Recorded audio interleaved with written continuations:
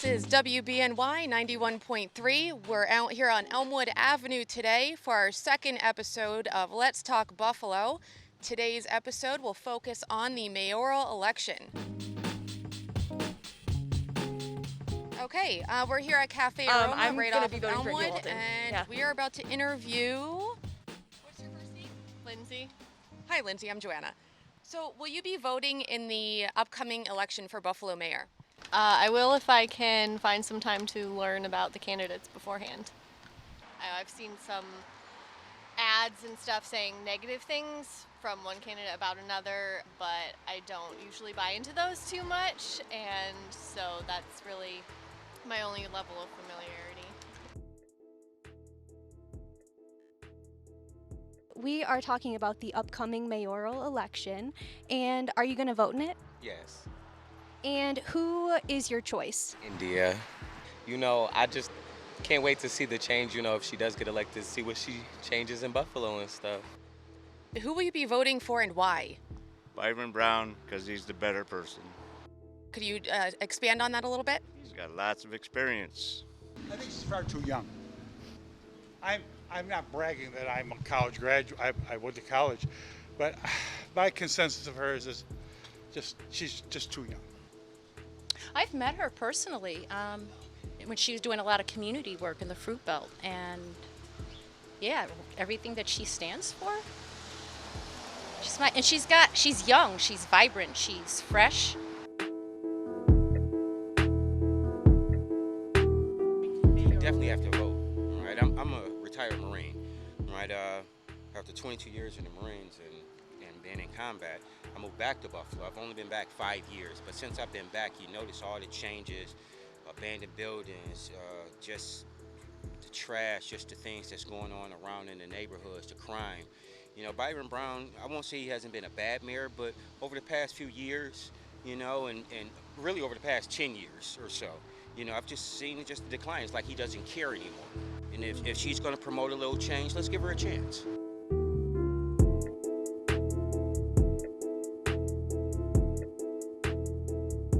My name is Brittany Whalen, and we're here on WBNY 91.3, Buffalo State's student-run radio station. Before I start this interview, we just want to be clear that we reached out to the Byron Brown campaign for an interview as well, and we have not heard back in time for this program. Hi, my name is Kate Malilay, and I am a senior at Buffalo State College, majoring in English and journalism. I'm also the founder of the blog typeawaykate.blogspot.com, and I'm the news editor for the Buffalo State Record, a student-run news outlet. It's Sunday, October 17th, and we're here at mayoral candidate India Walton's campaign office on Ellicott Street. And first off, I just wanted to ask, how are you? I am well. I am excited to be talking to you today, and thank you so much for coming by. Of course, I'm so excited. So I'm curious, I have a couple of questions. Your number one priority is safe neighborhoods. Tell me about your mobile crisis team initiative. Sure. So mobile crisis teams are civilians who are trained in mental health response, and that is going to be our first line of defense rather than calling armed officers who we know have a tendency to escalate when a person is decompensating and experiencing a mental health crisis. We want people who are going to be able to de-escalate and diffuse those situations before they turn violent or dangerous. So when I was in school, I remember seeing and recognizing the police officers rather than knowing the school counselors. Tell me about your plans to add more mental health counselors to the Buffalo City School District. Yeah, so while the mayor's office doesn't have explicit purview over the schools, the city can do things like support organizations like Say Yes, who currently have mental health counselors in the schools, and just making sure that mental health services are accessible not only to students, but also to their parents and family members. Over the course of the last year, we've experienced a lot of trauma as a community, not to mention a lot of the negative impacts from concentrated poverty and disadvantage. And I just want to be a really proactive champion for allowing people the space and the grace to be able to talk about how those things have impacts on our mental and physical health. I was really inspired when I was reading about your policy goals involving safety from gender violence and sexual assault. All too often, people are stuck in reoccurring violent situations with their partner because they don't have the resources to get them and their children out of that situation. What are your plans to streamline resources for people in need? I think that there is an important role as a survivor that I'm going to play as the first woman to be mayor of the city of Buffalo, and that number one is having these conversations publicly and letting folks know that it's okay to ask for help and that help is available. I am so excited to be coming into this position at a time where our county legislature has April Baskin at the helm, and together we're going to make sure that we're going to work with the Department of Social Services to make sure that appropriate and timely resources are available for people who are needing help to rebuild their lives after intimate partner violence and sexual assault. And that includes, folks of all gender identities and sexualities as well. We know that intimate partner violence, there's no one group of people that suffer. Definitely. No, I totally agree with that. It can be anyone who's dealing with violence in any type of situation. I want to jump into something a little bit different. According to 2021 reports, there has been an uptick in gun violence in Buffalo.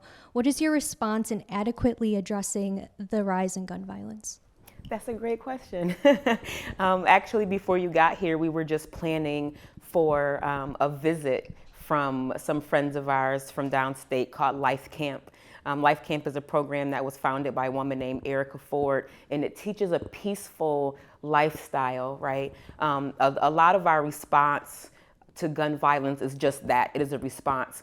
And we have not done enough to proactively prevent folks from wanting to commit harm against one another in the first place. So I'm excited that Life Camp is going to be here on Tuesday with their Peace Bus. And I'm excited for folks to be able to experience that firsthand, because those are the types of initiatives that we want to see in a Walton administration. How we lead with love and care and set a culture that says that violence against one another is unacceptable. And it starts there, but there are also very practical ways that we reduce violent crime.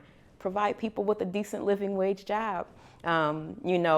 Reduce opportunities by improving the built environment, making sure that our streets are well lit, making sure that the cameras that do exist for surveillance are actually operational, and make sure that we're establishing trusting relationships between our police and community members so people feel empowered to speak up when they need to.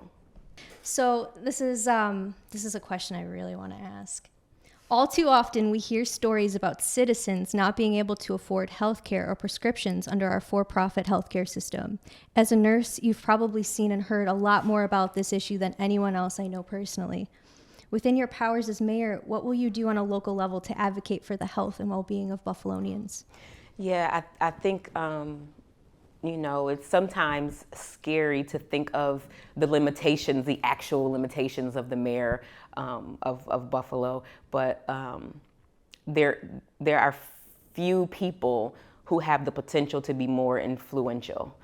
So I have always been a strong advocate for the passage of the New York Health Act. I'm going to continue to advocate strongly and use my influence to work with our state legislators to be able to move that forward, and also at the federal level, continue to advocate for Medicare for all. I think it's vitally important. I'm a person who believes that healthcare is a human right, and to know that there are folks who are suffering because someone needs to maintain their bottom line is just disturbing to me. Okay, so moving into our next question, you identify as a democratic socialist, but you say Mayor Byron Brown uses that term against you. Can you define democratic socialism in your words and what it means to you? Sure. First, let's start by saying the first word is Democrat.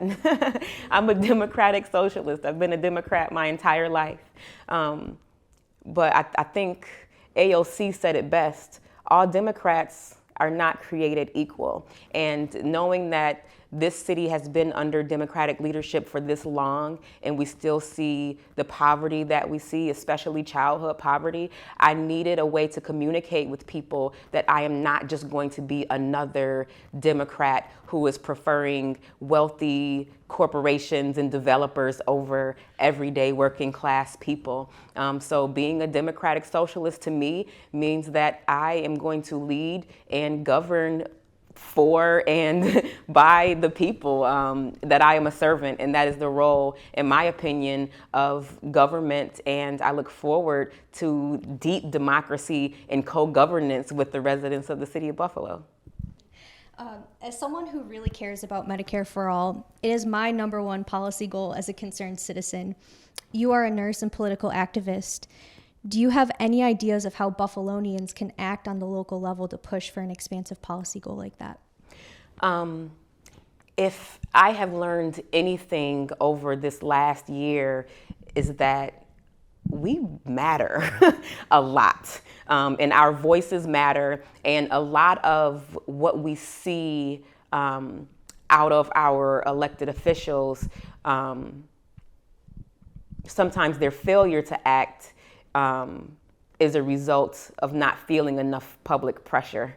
And, you know, for as much as we love a good protest, those phone calls to your legislators, those letters, those emails, they matter. And when we create the political will that means inaction is unacceptable, then we see changes begin to be made. And, you know, I also just want to encourage people, you know, if we want to see policies that we believe in pushed forward, run for office. If your legislator is not voting in a way that you feel like is in your best interest, run. I might have to. I probably won't. I'm just kidding. But yeah, I had to ask that question because I feel like pushing it upwards, like towards the presidency, to get them to actually pass something so expansive across the country has somewhat become impossible. And so I guess that question kind of came from a place of like, it's going to have to come from a place at a lower level all the way up to like the state level. And the thing that's interesting to me about electoral politics, right, as opposed to organizing and activism, is that the goal is to win an election. And a lot of us feel like once our candidate has won, our job is done. But that's when the real work begins. We have to hold folks accountable to deliver on their promises if we're ever going to see anything change. Totally. I feel that. So this actually kind of leads into the next question. I know myself and many others have felt discouraged to reach out to their local representatives because they feel incredibly inaccessible. As mayor, what are your plans to make yourself accessible to the public? I'm gonna be around.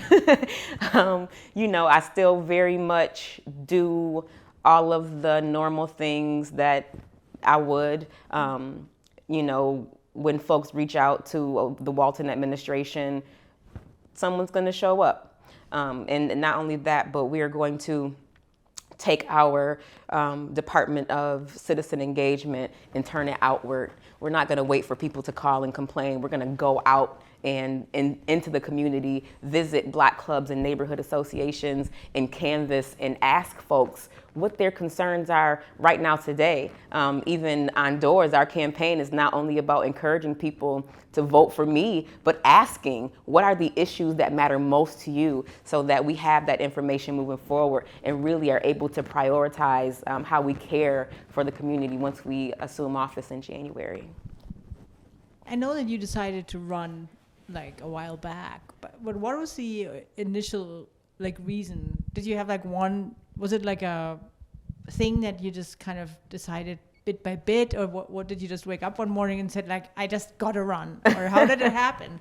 You know, over the last half decade, I've been involved with several advocacy groups trying to, you know, move policy through city government, and just feeling a lot of frustration that we have great ideas and weren't able to get things done, right? But I think it all came to a head the summer before last. Middle of a pandemic, I was executive director of the land trust, right, working on housing. But having folks in the Fruit Belt neighborhood call me and say, we need food. Or, can you call somebody and help me get my water turned back on? And I'm like, in the middle of a public health crisis, there are people in the city who don't have running water.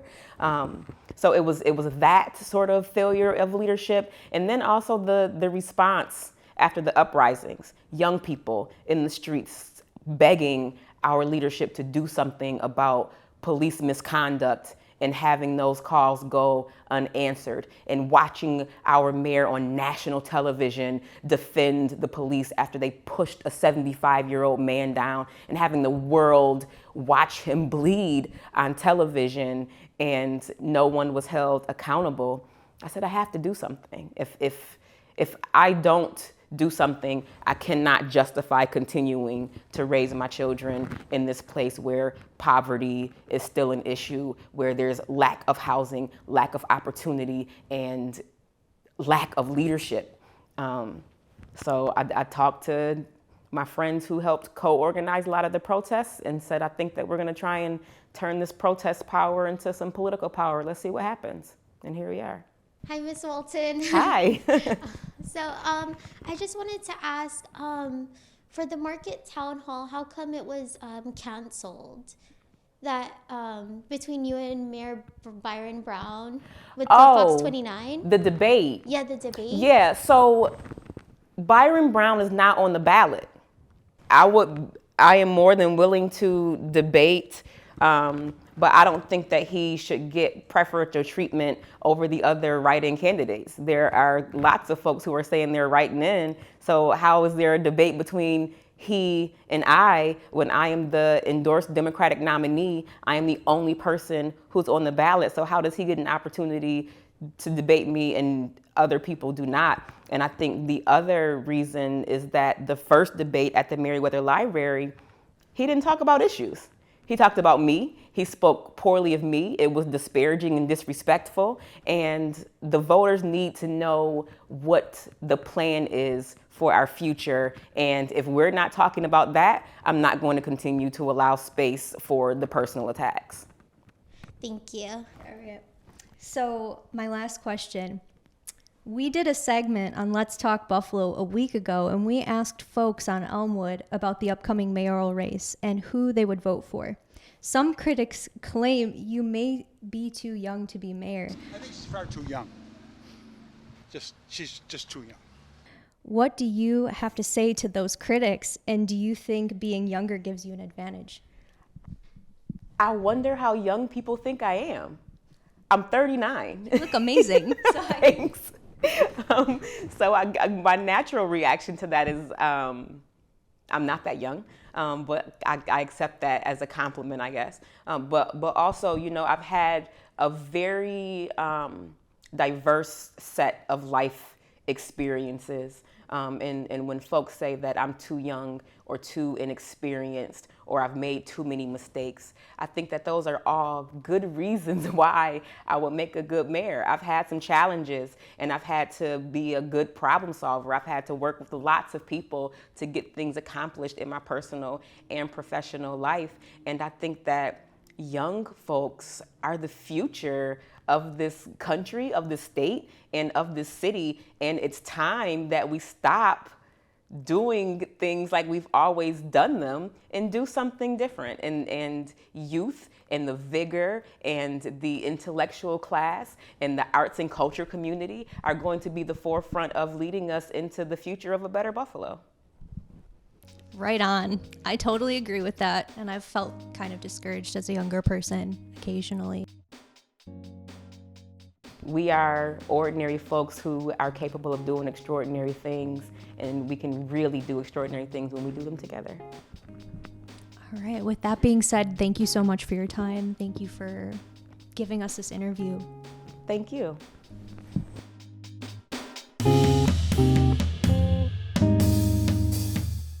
Hello, my name is Tanya Gamble, representing WBNY, and I'm here with Bruce Bryski, political commentator and professor at Buffalo State College. Bryski, nice to be here with you. Nice to be here with you. Can you provide some context or perspectives on the upcoming mayoral election? This election is very unique. It's going to be interesting. We've got, instead of a Democrat running against a Republican, we've got 2 Democrats. And interestingly enough, the incumbent, who is probably most recognized of the 2, Byron Brown, the current mayor, he is in for quite a battle here. Because quite frankly, during the primary, and the reason he lost the primary is he really didn't put up much of a campaign. He thought he had it in the bag, and now he's paying the consequences. So what's going to happen in this race is that if people want to vote for him, he needs to have people do a write-in vote, and it's very rare for a candidate to win a write-in vote. What do you think his chances are? At this point, 50-50, and here's why. There's 2 things that he's got going for him. One is that he's the incumbent, and that means, and he's been around a long time. And so what happens then is he's recognizable. And with Mayor Brown, either you like him or you don't like him, okay? And the other thing is that there are some people who won't vote for India Walton because they perceive her, the bad word socialist, right? And so there's going to be a lot of people who just simply won't vote for her because of that. And the other thing she has going against her is that she's not a recognizable face. In fact, I'm really into politics. And, 2 years ago, if you would have told me, India Walton, I had no idea who she would have been. But now she's getting more media coverage and more attention. And, she turned out the vote in the primary. And that's why, she's right in the middle of this race. Especially it's important for us locally, especially if you live in the city of Buffalo, all of Western New York, but it's also important nationally. And here's why. People like the Democratic Party on the national level is really split right now.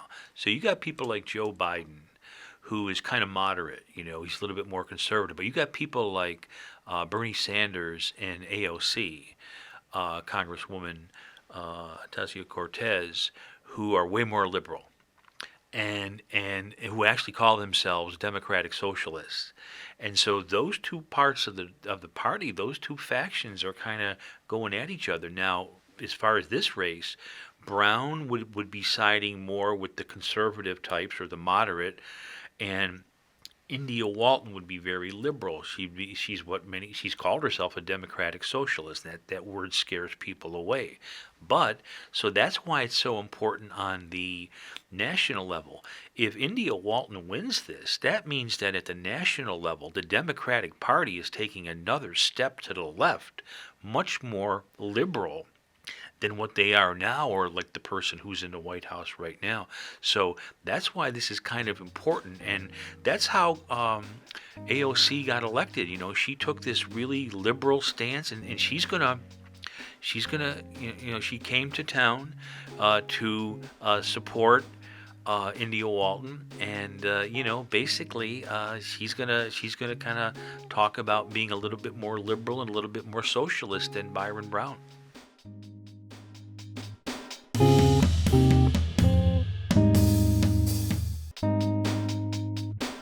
Thank you for listening to our second episode of Let's Talk Buffalo, a student-run program with WBNY 91.3 SUNY Buffalo State. Tune in to our next episode in November.